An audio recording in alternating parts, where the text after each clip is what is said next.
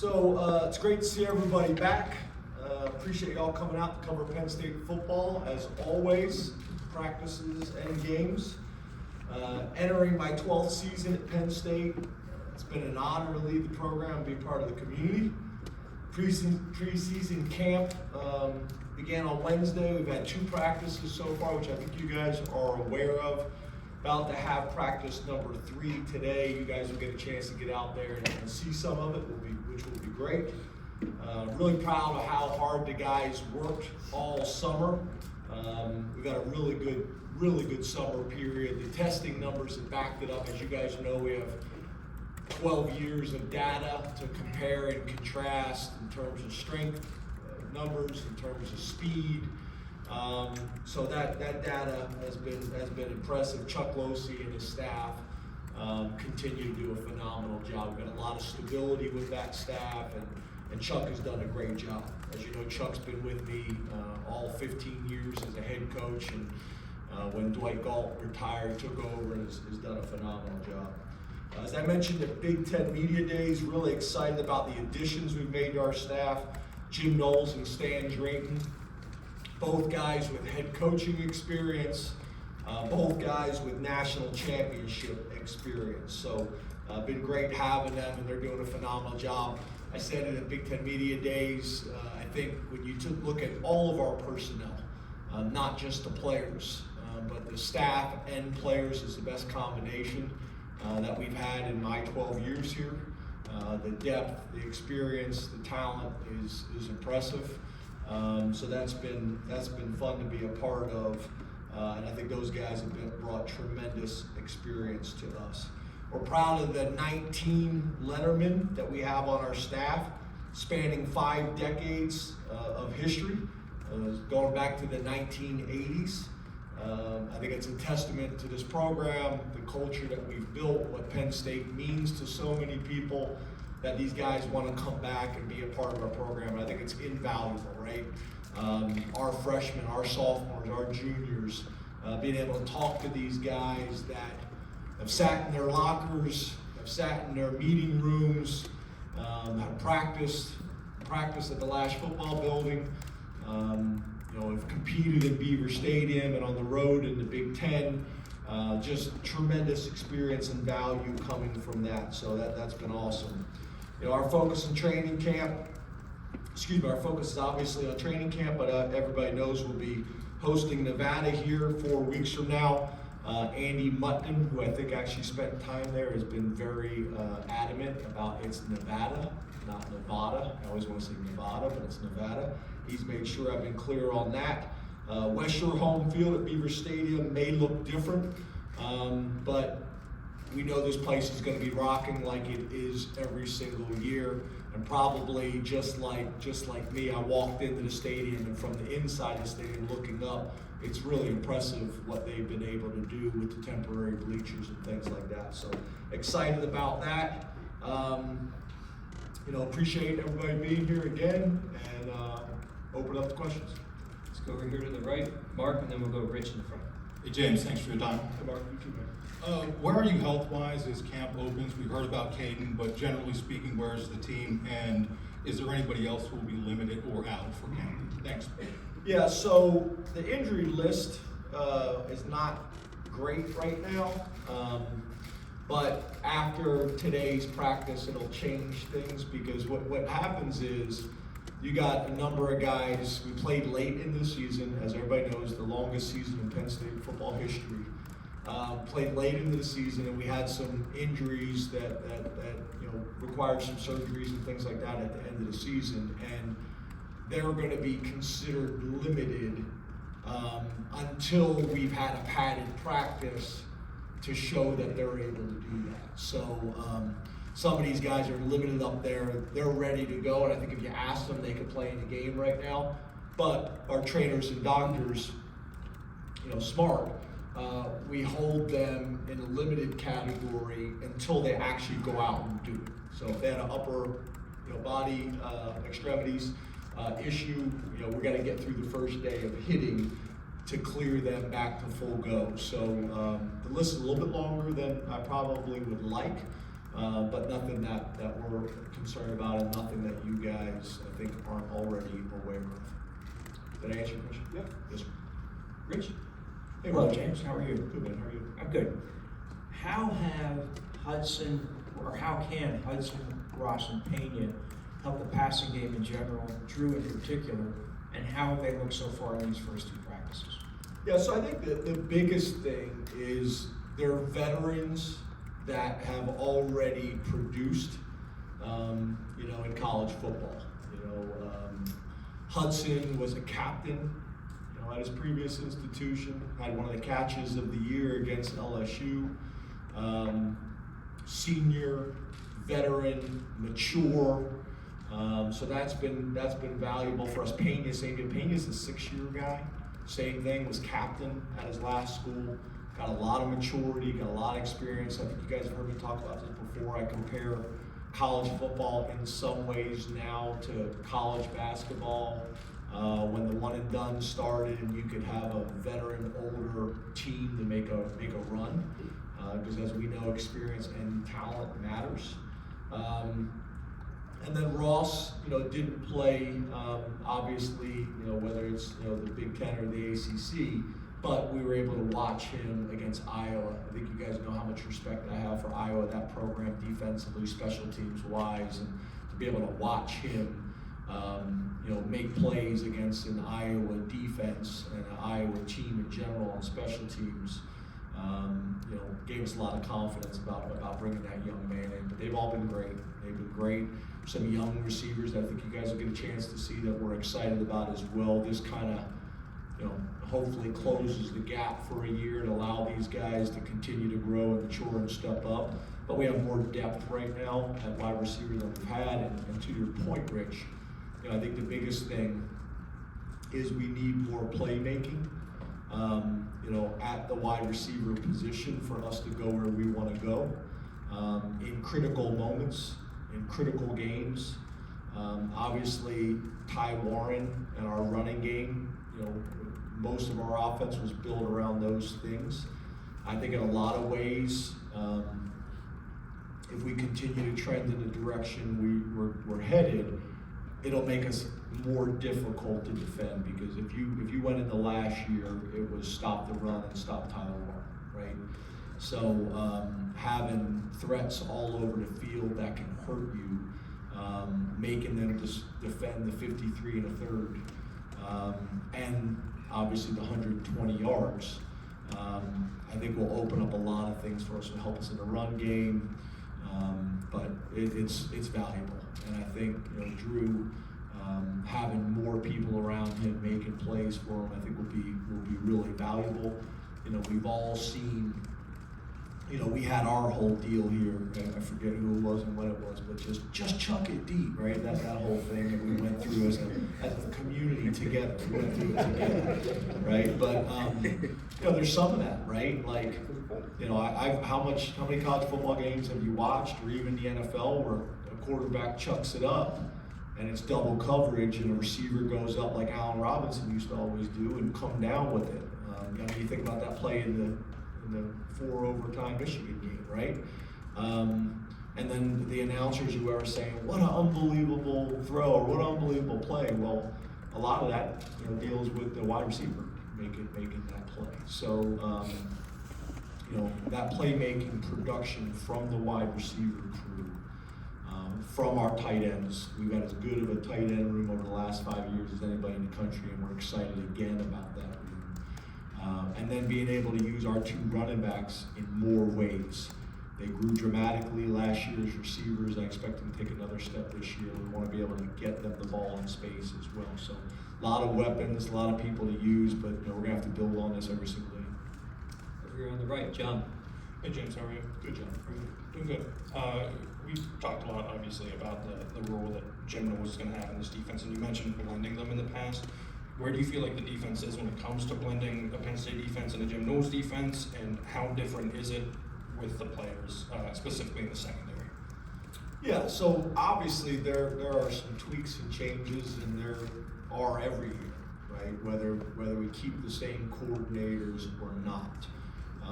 But the majority of it is me having a list of guys that philosophically believe how to play defensive football, similar to us and how we have done it. We've been fortunate. I think we've had 4 defense coordinators here. Every single one of them has had a top 10 defense at Penn State. So I think that was attractive to Jim. But I think it was also attractive to Jim that when he watched our tape, there's some similarities in what he believes and vice versa. So those things help, and then once you arrive, it's, okay, what needs to change, what can stay the same. And then I think the other thing is, hopefully this is his last time doing it, but he installed the defense at Duke, he installed the defense at Oklahoma State, he installed the defense at Ohio State, and no different than everything else. Every time you go through this, you get better at it as well.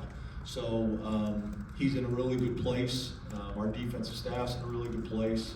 I think we're pretty far along, but it's still day 3. But there's some tweaks and changes in the secondary. I think there's some tweaks and changes up front too. We've been predominantly, really since Manny came, an attack front defense, and we've been predominantly a man cover team, and we'll still do those things, but there are some technique changes up front in terms of how to play blocks.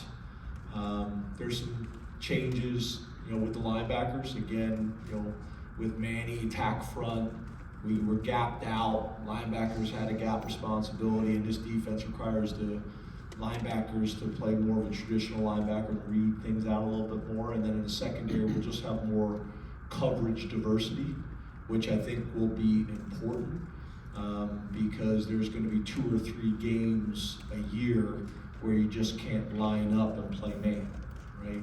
And that coverage diversity will be important for us moving forward. Those things were a lot of things that me and Jim discussed before he came here. Back left, Allie. Hey James, how are you? Good, how are you? Good. I think we talked a lot about the monetary ways that revenue sharing NIL can impact your players, but particularly now as you emerge into yet another new college football, how can those monetary discussions help players understand maybe more about contracts or the services exchanged from both sides, particularly as you send guys on into the NFL and they start doing that. Now they're not doing it as rookies necessarily, but they could be doing it in college. And then you think about an alumni of this program, Michael Parsons, doing that right now with Dallas. Yeah, so as you can imagine, it's day 3 of practice. I'd love to talk about practice. I understand the question. We don't get a whole lot of opportunities to kind of interact in the off season and talk about these things. But what I'm trying to do is trying to get our team, which we've done a really good job. The leadership has been great about this. We have very structured in-season kind of plans of when we do football, and then a small window of time of when we do NIL and those other things. But it's obviously a part of college football, and I do think your point is a good one. I do think it prepares them for their futures. Went through this a couple years ago with Saquon. Obviously, there's some things going on with Micah, and we had a chance to speak yesterday. But at the end of the day, again, we're in football season right now, and based on how the calendar stayed the same, we're going to have to deal with some of this at the end of the season. And I sure don't want to be dealing with it right now during camp, and I sure don't want to be dealing with it, during the season. And I think that was a big part of our success, because we've all seen a ton of programs that have not handled this well, and it's become a distraction with the coaches and with the locker room. And I think we're in a good place. With those things. So, but I understand the question. In the front, or I'm sorry, in the right, Neil. Sorry, Greg. Sorry. Neil? Age, yeah. James, just wondering. What did you say? How are you? I said age trumps. Oh, age. Neil, how are you? I'm good, James. Good to see you. You too. You mentioned, quote, where you want to go. Are you guys more comfortable with the expectations this year? And how much has that been addressed with the team? Yeah, I think you guys have heard me say this. I don't really feel like the expectations have changed. The expectations in the Lash football building are always high. The expectations in Beaver Stadium are always high. The expectations in this community are always really high. That's a big reason why I came here. That's a big reason why our players chose here. To your point, are there more conversations and maybe heightened conversations going on nationally? Yes. But I think last year's a perfect example, right? We were a drive away from playing for the national championship last year, and 99% of the programs in the country would be jacked about that season and how it went. And I don't know if that was necessarily the case here, right? We went 13 games, and like I mentioned, we were a few points and a few drives away from playing for the national championship, and people were pissed. That's what you sign up for when you come to Penn State. So those expectations are always really high. We've been to a bunch of New Year's Six games before that, and again, a lot of programs would die to go to a New Year's Six game or win a New Year's Six game. And we've done that fairly consistently, and I wouldn't say it necessarily feels that way. So I would not say it feels any different within our building, with our coaches and with our players. But I will say this, all the hard work that they have done, the number of guys that decided to come back, they've earned those types of conversations and that attention. But I would also say to you, which I think you heard me say before again, no one cares about preseason rankings. Like, I'm not going to frame the preseason rankings and put it in my basement in the man cave. No one cares. No one cares. So all that's wonderful. We want to spend our time working on the things that are going to allow us to do the things that we want to do this year, starting with Nevada and creating the habits and behaviors that will get us there, not talking about, not spending a ton of time talking about goals and those types of things. There's a place for it, but we're focused on what we have to do to have the type of season that we want to have. Great. How you doing, Coach? You sat here 12 years ago in a lot different spot with your offensive line. So how do you feel that will play out this year in terms of a number of guys who play from a snap perspective, and then specifically right tackle with two guys who are essentially starters back? How do you see that playing out? Yeah, totally changed. But when I got here again, this people just kind of brush us over like no big deal. But we had 4 offensive linemen, I think was the number when I got here in the entire program. I think now we're at like 22, 25, something like that. I would love to have had Sauber 12 years ago. He'd have been starting at center. Yes. Just don't have very long arms. You have trouble reaching the keyboard right there, to be honest with you. But we're in a different spot, right? So that's not just good for our offense, that's good for our defense. That iron sharpens iron every single day.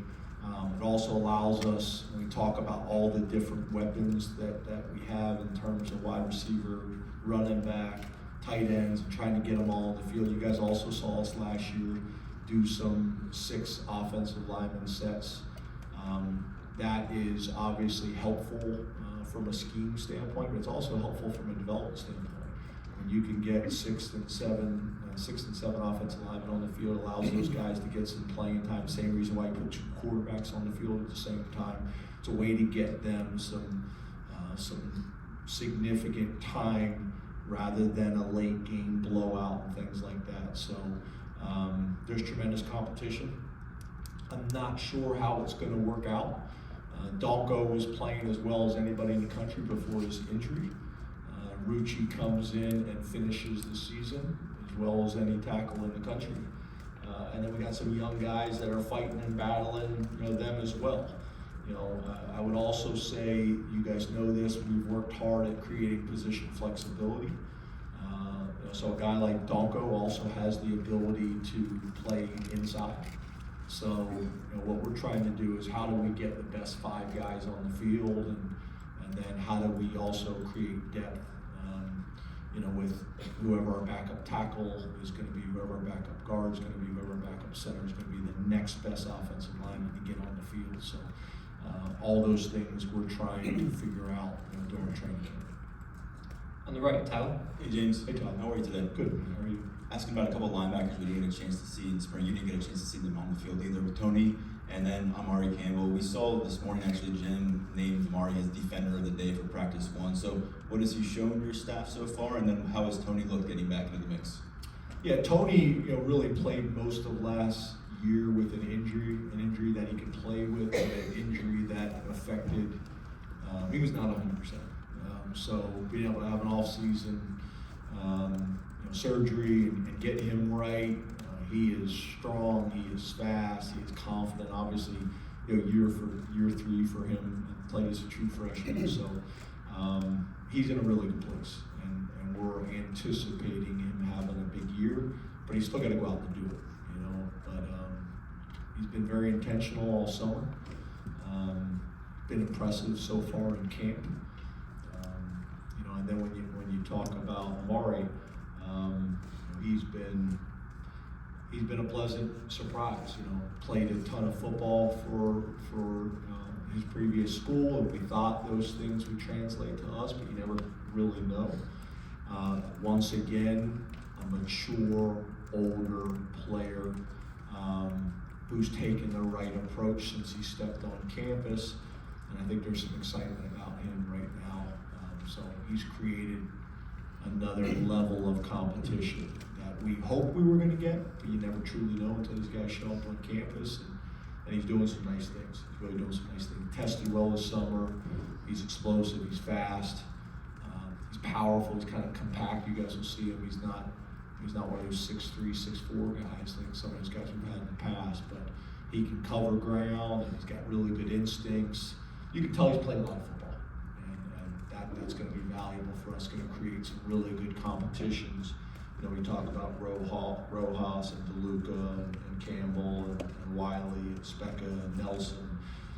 There's going to be really good competition with those guys, and Jackson, and then obviously some of the freshmen too. So it creates another layer of competition that we need. On the right, middle, Bob. James, how you doing? Good, Bob. How are you? Good. You had touched upon Tyler, obviously moving on to the pros. How would you assess the tight end room going into camp, the depth that you have? And I wanted to get your thoughts on what maybe a guy like Luke Reynolds, who had benefited, because Andrew actually unfortunately got hurt last year. He got a lot of playing time. It looks like he's added some good weight. What he can do for you, and just your thought on the tight ends overall and their impact on Andy's offense. I guess the first thing I would say is I don't think enough people are talking about Khalil Dinkins. Khalil Dinkins did all the dirty work last year. Every time we threw the ball to him, I think it was a touchdown. That's a little bit, being a little dramatic there, but caught a ton of touchdown passes. His touchdown to catch ratio was really good. Big, strong, physical, and his improvement in so many areas since he stepped on campus has been dramatic. I think he's got a very bright future. I think he's going to be a great year for us, and I think he's going to have a chance to play for a long time in the NFL. Rapp's another one. Rapp, was in position to play a ton last year, so losing him was significant. But to your point, we've done a really good job of recruiting and developing in that position, and Luke was ready to go and really flashed at times and did some great things. He's bigger, stronger than he was. Rapp is obviously hungry as heck to get back out there. And I think we're going to be in a position like we have been the last couple of years to have 3 tight ends that we feel like we can win with. So, I'm a big believer, as you guys know, in true tight ends and the value that they can bring to your offense. When your tight end is really a big wideout, not as valuable. when your tight end is a slug and is just a blocker and is not a receiving threat, he's an extension of just the offensive line. That's not overly valuable either, but Ty Howell and our staff have done a really good job of identifying, recruiting, and developing true tight ends that are critical to what we want to do on offense. So those guys will continue to play a major part in our offense. But again, I think you guys know this too, is we're going to play to our strengths. If our wideouts are our best unit, we'll be in 11 personnel. If our tight ends are our best unit, we'll be in 12 personnel. If our running backs are our best unit, we'll be in 20 personnel. So they're not just competing with guys at their position, they're competing with who's going to be that 11th player to put on the field, the third wide receiver, second tight end, or the second running back. And as you know, we'll do a little bit of all that, but it's important that we figure out what our identity is going to be and what puts us in the best position to be successful. That could also change a little bit game plan week to week as well. Got time for two more. Over on the right, Johnny. James, how are you? Hey, John, good man. How are you? Good. As Jackson and Ethan look to separate themselves in the backup quarterback battle, what are you looking to see there? And then is it necessary for that backup job to be decided by week 1? Yeah, so, that one in the spring was really tightly contested. I thought Jackson would be rusty coming back. He wasn't. He had a great spring. So we're gonna, this thing's, I think, gonna go right down to the wire. Depending if it finishes up like it did in the spring, it could continue throughout the entire year. If it's close, there's a gap. But if it's close, I think the competition could go throughout the year. Whoever has the best week that week is going to be the backup quarterback type of deal. Just based on how close it was this spring. Obviously, we have all the data to back that up as well in terms of completion percentage, third down percentage, touchdown to interception ratios, all those metrics that we all know are important in evaluating the quarterback position. Eliminating 3 and outs, those types of possessions, and then we've talked about this before. Whether it's an interception or not, we also grade interception-worthy throws or interception-worthy decisions. Okay, just because the DB dropped the ball, that was still a bad decision or a bad throw. So having all that data to try to compare and contrast is valuable, but we'll see. Again, it could be there's a gap, by one of them, and it's clear who the number 2 quarterback is, or this will go through the season. To be honest with you, if it's close all season, it could go in the next year. In terms of how this whole thing plays out. So they've both made it interesting. They both have traits that you get excited about. So it'll be a really important competition. I would say that across the board, right? The 2s and the 3s, you guys don't love talking about that a whole lot, but it's going to be critical to our season. Who's the 3 running back is going to be critical. Who's the 2 quarterback is going to be critical. Who's the 5th and 6th D tackle, and 5th and 6th DN is going to be critical. That's going to play a huge part in our season, and then being able to get all those guys reps in the first 3 games so we can evaluate them not just in practice but in games as well. That's going to be important too. Last question, Audrey. Hey James, how are you? Good. Good, thank you. I wanted to ask about your safeties and kind of how do you feel like maybe what excites you about that group? Maybe who are some of the guys that you're hoping you can learn a little bit more about this preseason? Yeah, so, Wheatley, you guys all know a ton about him. He's played a bunch of football here. I'm really proud of him. His growth and maturity since he stepped on campus. I was giving him a hard time earlier today. Year 1 and year 2, we had some knockdown, drag outs. Is that the expression? Is that the expression? Yeah. Is that right, Rich? And we have a great relationship now. He understands what the expectations are and the standards, and he's leading and is just high production, low maintenance, and I'm just very, very proud of him. And I think he's going to have a huge year. You guys all know the ball likes him. He's one of those guys, just always around the ball, got great ball skills. I think he's going to have a big year for us. And then there's a battle, right? You got Mac, you got Lane, you got Belgrave, and you got Torrey that are really battling for not only that other starter, but also for who the third safety is going to be, who the fourth safety is going to be, who the fifth safety is going to be. We also have some flexibility a little bit too, depending on how we do things.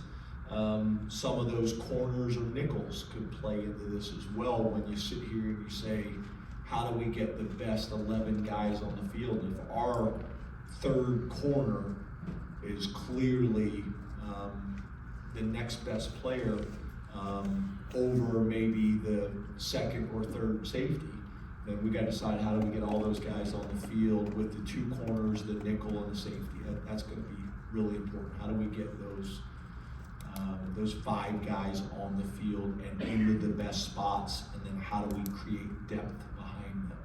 So it'll be an interesting battle. Mac has been really good. I think he's happy being back. I think it's also been important. He's provided some really good messages for our guys that the grass isn't always green. And Day-Day Lane is super talented and is growing up every single day and being more consistent. You know, we're excited about those other guys. Well, Belgrave Shores had a great offseason. Torrey is a man of few words. He's very businesslike and attacks it the right way. And Payne has shown some flashes. So we need those guys to continue heading in the right direction. Thank you very much, Coach. Awesome. Have a great day, guys. See you later on this afternoon.